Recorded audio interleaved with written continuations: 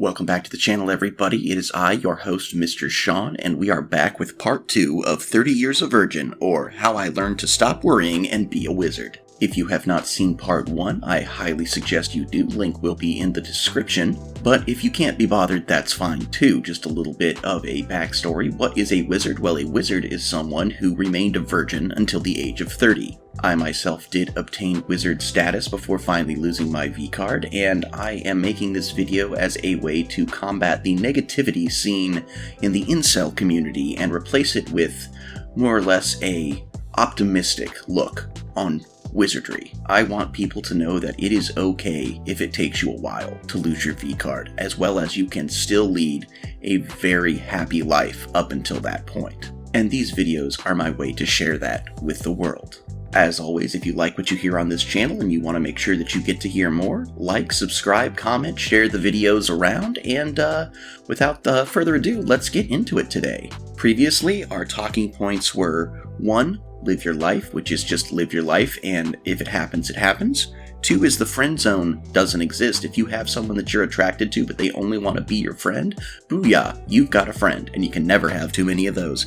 And 3, find some hobbies. It is your interests that make you interesting. Make sure there's more to you than just someone trying to get laid. And now, on with part 2. It's important to realize that everybody matures and grows and lives in very different ways and at very different speeds. Your buddy may have gotten laid in middle school, and you know what? Good for him. A little early by my liking, but hey, if it's his thing, it's his thing. But that is not a precedent. There's no timeline to any of this. You can go at your own pace, and that's perfectly okay. And in all honesty, nobody's gonna fault you for it. I remember that it can seem really daunting that it's like, oh, everybody's getting laid left and right, and I can't even get a date. And you know what? That's not a bad thing. The only person you're competing with is you. So keeping that in mind, that brings us to our next talking point, which is stop trying so hard. Now, don't take that the wrong way. If you meet someone that you really like and you really want to impress them and you really want to make something happen between the two of you, I'm not just talking sex. I'm talking relationship, building a strong bond. Cool. You know what? Bring your A game. What I'm talking about to stop trying so hard is don't go into situations looking to get laid.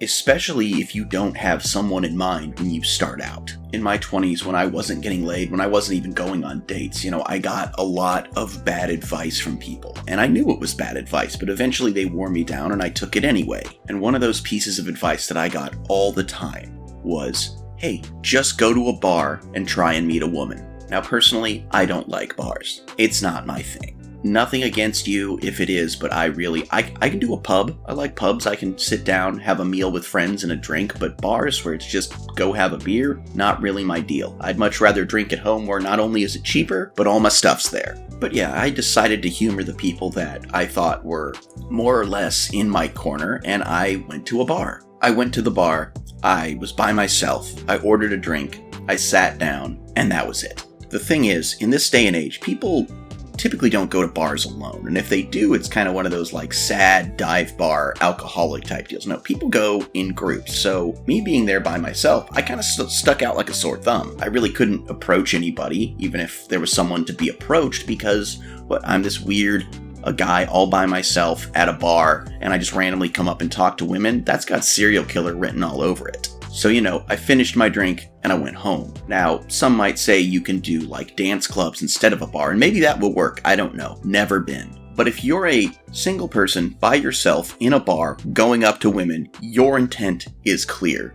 You want to stick your dick in them. You're not coming to this bar to meet people for enlightened conversation. You're hoping to get your dick wet, and people can smell that on you. It's not just bars either. Like, let's put it into a situation that the lonely single people might be more familiar with. If you're the guy that comes into the GameStop just to talk with the female employee, she knows why you're there. Nobody is going to want to let you fuck them if they get the sense that that's the only reason you're talking to them. So, a little story from my own life. I think I might have mentioned this on the channel once or twice, is the day that my now fiancé, soon-to-be wife, and I got together, which was also the day that I finally lost my V-card.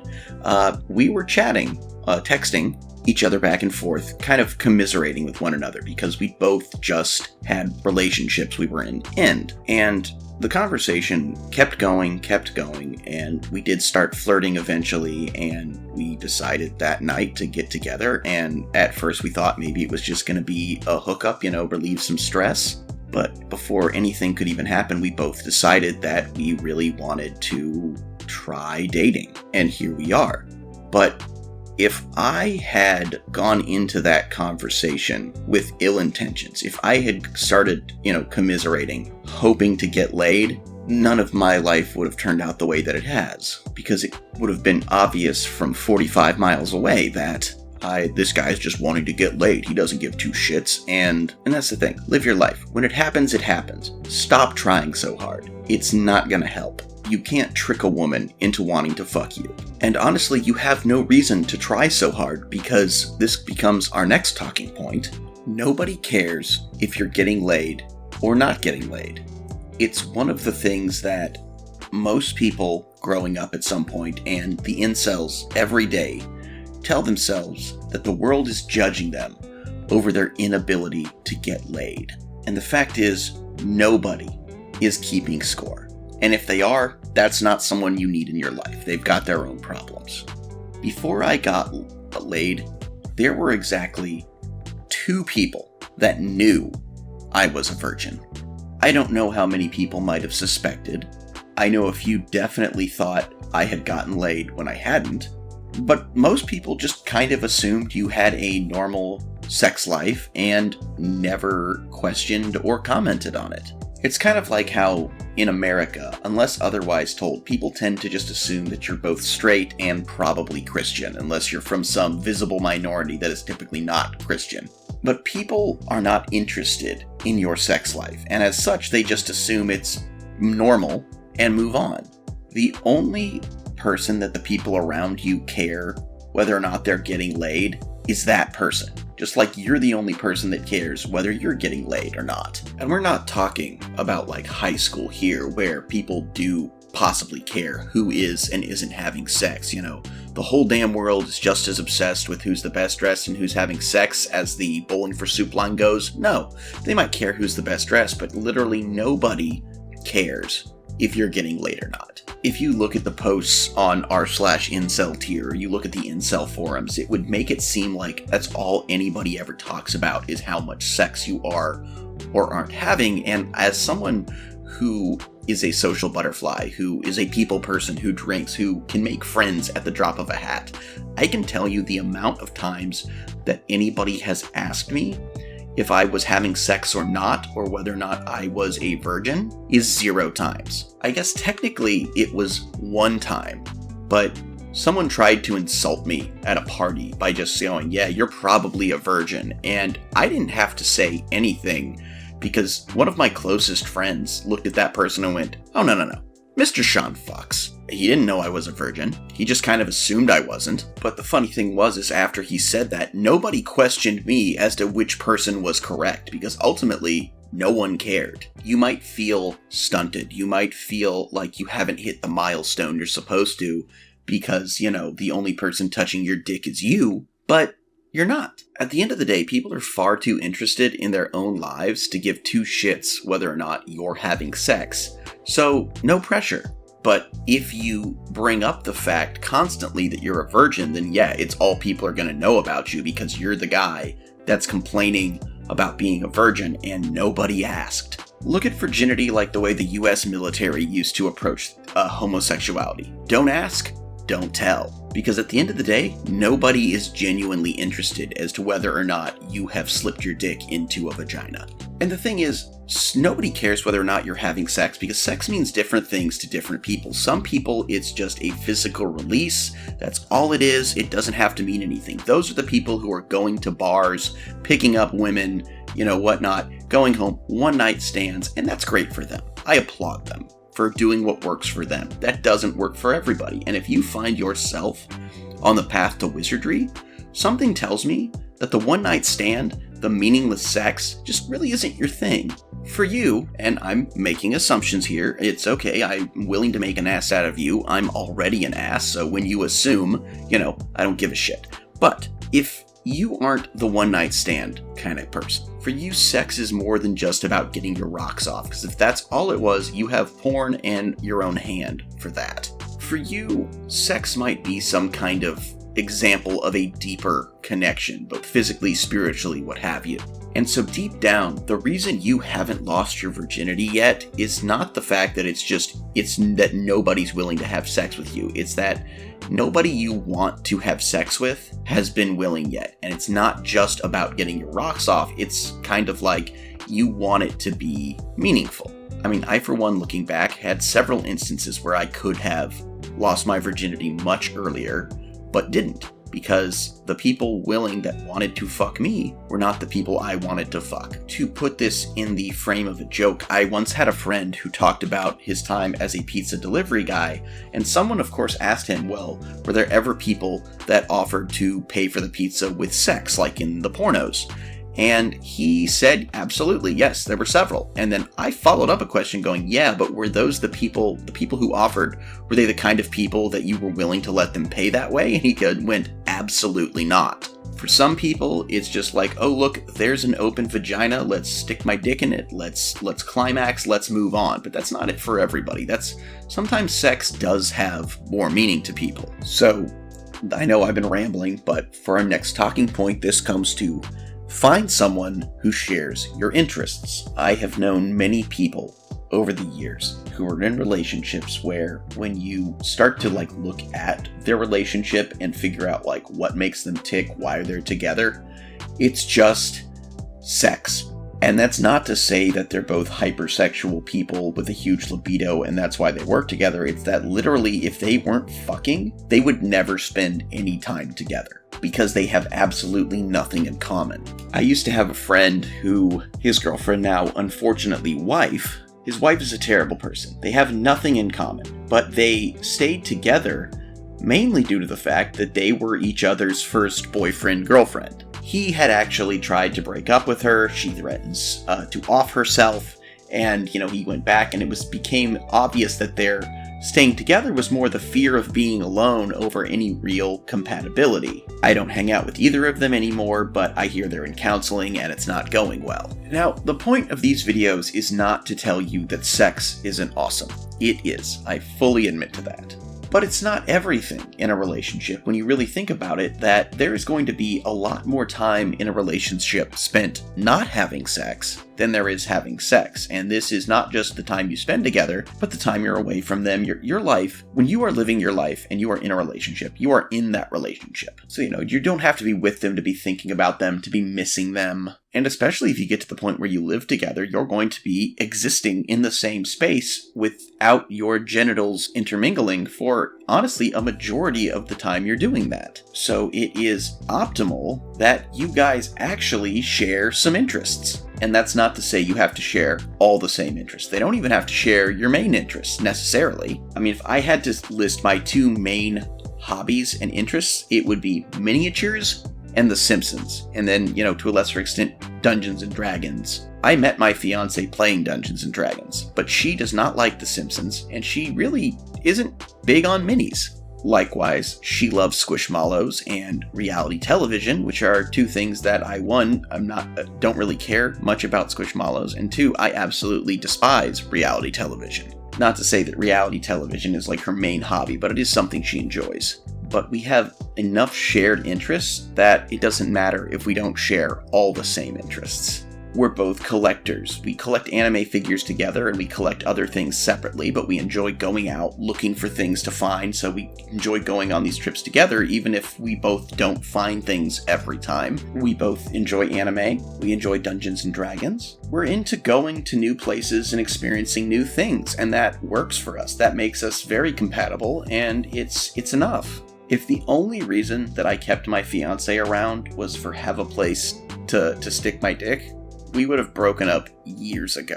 To be more specific, she would have broken up with me years ago. So, maybe casual sex isn't your bag. And it probably isn't if you're watching this video and you're identifying with it, but make sure, if that's the case, that whoever you end up with, whoever you're trying to sleep with, that you have at least a few things in common so you can talk, when you're not banging. But here's the important thing, and it's our next talking point. When you're finding someone that you're compatible with, that you share interests with, don't try and manufacture connections. I have read, listened to many a neckbeard nice guy story where the guy in question pretends to like everything the girl likes just to try and form that connection because, oh, I want to sleep with you. I'm going to find a way to decide that we're perfect for each other. And once you realize that we're more or less the same person, we might as well, get close to each other. How close, you say? Well, let's say -8 inches. And that's a really bad idea. I think I actually mentioned this in the last video. I don't know. I've been drinking then. Now I was drinking then. But I had a friend, a very good friend to me for a long time. And his terrible plan was, I'm going to pretend to be the perfect guy for a girl because I want to get with her. And by the time she realizes I'm full of shit, she'll be too in love with me to leave me. And that guy had a lot of relationships fail. He is married now. We don't talk anymore, so I don't know what method he used to get the girl, but I want to believe that it was not the one that he used to use when we were friends. Because here's the thing. Just having interests in common does not equal sexual compatibility. Because if that was the case, every convention in the world, whether it was about anime, Star Wars, or people who are looking to buy the newest combine harvester, all those conventions would be orgies if that was the case. Because by that logic, you would be sexually compatible with every other person at that convention. So, and we know that's just not the case. Does a lot of sex happen at cons? Absolutely. But it's not an orgy. There are orgies probably in specific hotel rooms, but that's beside the point. What I'm trying to say is if you try to get yourself in there based on manufactured commonalities, similarities, shared interests, it's not gonna hold up. So don't do it. It reeks of desperation. You always get found out, and it just labels you as some guy who's willing to do anything to get his pecker wet. And don't be that guy. You're better than that. You're on the road to wizardry. And as I've stated before, you shouldn't aim to be a wizard. It's just kind of something that happens. And if you are on the road to wizardry and you end up meeting someone and you connect physically, well, congratulations. You know what? There's no shame in getting off the road to wizardry. But for some of us, it just takes a little longer than others. No shame either way. If you haven't picked up on it yet, I have been drinking the entire time I've been recording this, so, the more I'm going to ramble more and more as we go, and that's kind of the point. So one thing I will say, that those of you who end up on the path to and even achieving the road to wizardry, one thing you have above everybody else, and I will say I do see this as a benefit, is that you have the time to figure out who you are sexually, attractive-wise, what you're into, what you like. People who get laid early, they're kind of just, it's kind of a, pin the tail on the donkey kink version. Those people learn what they like and don't like by doing, which is a valid way, don't get me wrong, but it can lead to some unpleasant experiences. There are things that you learn, if you learn by doing that you don't like them, it's kind of traumatic. But you, my budding wizard, have the time to explore things in your mind, in the realm of the cerebral, so to speak. Since you're not having sex, you're probably thinking about sex quite a bit, and you're kind of exploring what is and isn't attractive to you. Like, I'll be honest, in my 30 years before losing it, by the time I actually did, with very little surprises. I knew what I was into, I knew what I wasn't into, and there have only been a few things that it's like, oh, I guess I'm into that, oh, I guess I'm not into that, because I had time to think about it. I guess what I'm saying is use your celibate time to your advantage, so that by the time you find yourself in that situation, you already kind of know what you're into and what your no-go zones are. Ranging on TMI here, but I just knew well before I ever actually got laid that I was not interested in anything related to the butt. In my personal opinion, I just want nothing to do with the region where you take a poop. A lot of people have to learn that by doing, but I knew well in advance that that was not my thing. Me personally, butt stuff, not on the menu. And that's not to say that, you are going to have to learn about your partner eventually, what they like, what they don't like. But going into that, knowing full well what you like and what you're into, you are going to be able to better adapt the situation when the time comes so that everybody has a good time, which is ultimately the goal when you have sex. Because if everybody didn't have a good time, you fucked up. God damn it, it is 7:30 in the morning and I'm buzzed. What the fuck is wrong with me? And I guess so, this video is fast approaching the 30-minute mark, which is where I like to leave these off. So I guess we got time for one more talking point, which I'm going to tell you guys. And this is the ultimate secret, that the incels, the nice guys, the neckbeards, they just can't figure this one out. So this is the ultimate secret for you, escaping those echo chambers, and one day, when the time is right, getting laid. This is what I'm going to impart to you for the end of part 2. It's not all looks or all personality. There's this idea that, the incels love using the term Chad or Tyrone to basically describe a white or black guy. I'm sure they have other names for people of other ethnicities that are, the fuck boys, the man whores, the I just, pump it and dump it, seat it and leave it kind of guys that get with all the women, that all women want a Chad or a Tyrone. They want this Lothario, this guy with the 6-pack and the 12-inch dick. No, please, women don't want a 12-inch dick. For most women, that would be absolutely painful. But the thing that the media will never tell you, because we're getting into conspiracy theory territory here, guys, alright, I'm going to lay the truth on you, is that beauty is not objective. Did I just blow your mind? Don't fall into the incel idea that all women are into the same thing, because incels like to believe that everyone is the same.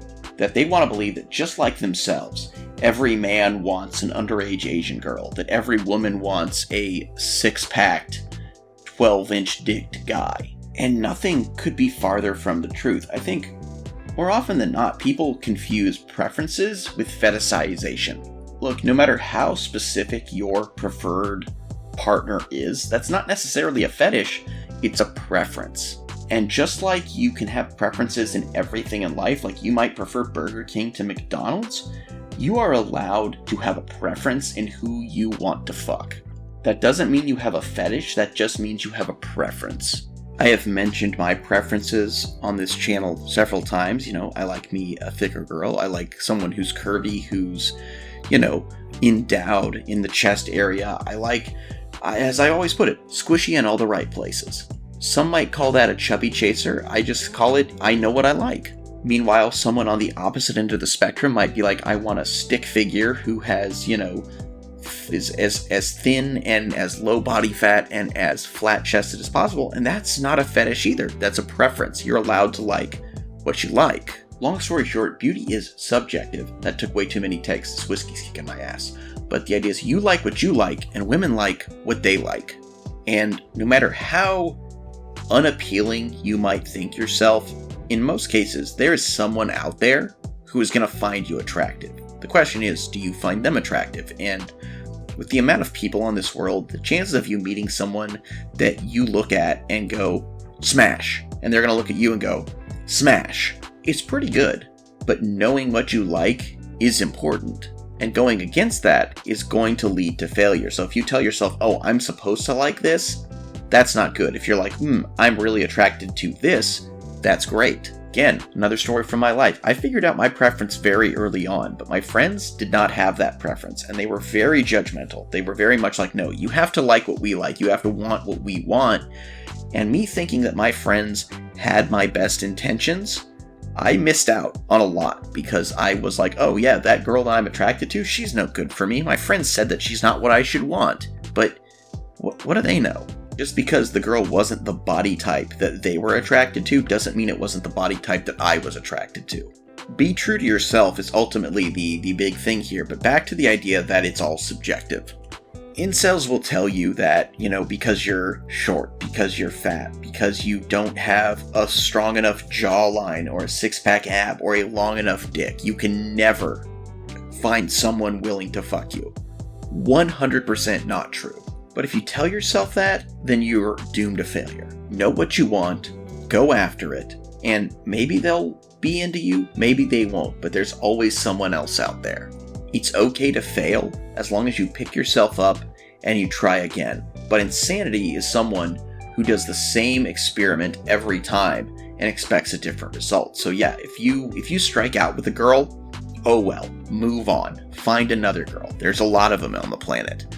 And you know what? Eventually, you knowing what you want and going after it, you will find someone who you are what they want. As with most things in life, it's all about just keep on trying. There is someone out there for you. You might not know who it is. You might not have met them yet, but don't focus too much on one person who has decided you are not for them. Because if you're not for them, then they're not for you.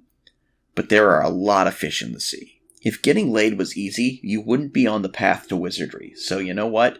Be willing to take a loss and keep moving on and look for the win later. And that's not to say, oh, you're going to wear the girl down. You're not. Don't try that. But find someone that you are attracted to who is attracted to you, because there are as many types of attractions as there are types of people. And the chances that if you just keep at it, you're going to meet someone who is like, ooh, I want to bang her. She wants to bang me. Boom. It might take a while, but you're gonna find it eventually. And guys, we are fastly approaching that 30-minute mark, which is where I like to stop these. So that's as far as we're gonna get today. I do hope you've enjoyed this. I hope you've taken it to heart. I hope that, you aren't feeling bad, that you aren't being down on yourself, that you know that you are a good person who deserves love, so long as you understand the other people involved also deserve that. It's not all about you. It's not all about them. It's about everybody getting along, getting together, and having a good time. Sex is amazing, but it's not everything. And this is the end of part 2 of I don't know how many parts, but guys, I'm here for you on this journey, and I'm going to be right here with you. And I hope that you can take some level of comfort and education from what I'm saying, because this is all my own experiences. And before I ramble too long, because the whiskey is kicking my ass, guys, thank you so much. Be sure to like, comment, and subscribe. Get this channel out there. The more people that see this, the more videos I make. My name is Mr. Sean. This is Chimera Miniatures YouTube channel. I hope you alpha great day and an even beta tomorrow. Bye-bye. Whew, this whiskey is kicking my ass. Alpha great day, even beta tomorrow.